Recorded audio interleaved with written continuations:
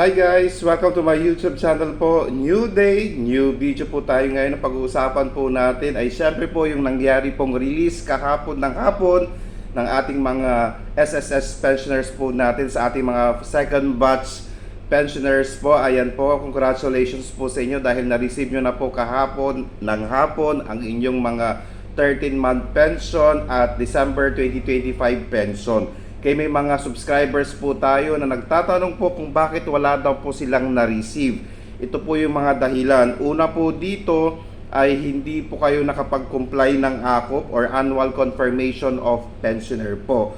Or kung kayo naman po ay hindi na po nakatanggap ng ilang buwan na pensyon, sabi po ni SSS, makakukuha po ninyo yan by December 16, 2025 po sa mga ilang months po na walang pensyon, kay makukuha po ninyo ang inyong mga pensyon na hindi natanggap at 13-month pension sa December 16, 2025 po. Okay?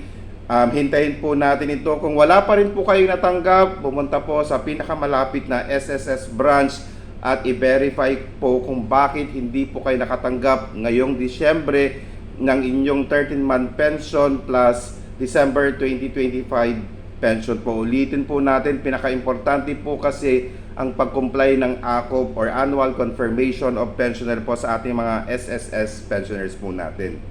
Ngayon, dahil Disyembre na po ulit at may mga kinakailangang mag-comply po kayo. Kung ang birth month po ninyo ay December po at kayo po ay 80 years old and above, mag-comply na po kayo ngayong Disyembre po. Kung ang birth month po ng deceased spouse po ninyo at kayo po ay survivorship pensioner po, kinakailangan po ninyong mag-comply ngayong December po para hindi po maputol ang inyong pension. Kung ang birth month po ng deceased parents po ay ngayong December po, mag-comply na po ang mga dependents pensioner po natin para hindi po makat ang inyong pension. Kung ang birth month po ng total disability pensioner po natin ay ngayong December din po, mag-comply na po kayo bago po mag-end ang ating Disyembre. Mahaba po yung time. Meron pa po kayong time para makapag-comply nito. Kasi ito po yung isa sa mga rason kung bakit hindi po kayo naka-receive ng inyong pension or ang inyong 13-month pension. Sa ating mga SSS pensioners po, pakicheck po parati ang mga requirements po ni SSS para hindi po maputol ang inyong mga pension. Lalo na po ngayong Disyembre po kasi po may mga nagkomento po sa akin na hindi pa po nila natatanggap ang kanilang mga pensyon. Yun po yung isa sa mga rason. Okay? And then, parati pong i-check, of course. Okay?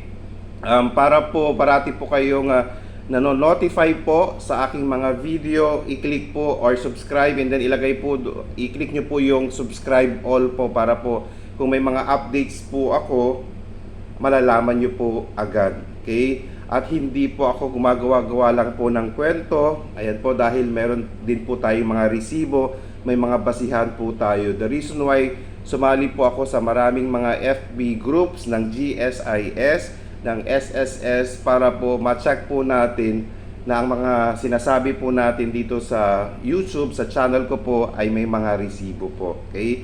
Maraming salamat po. Sana po nakatulong po ako. Please do not forget to subscribe, like, and share para po lagi po kayong updated. Maraming salamat po ulit and stay safe. Bye-bye!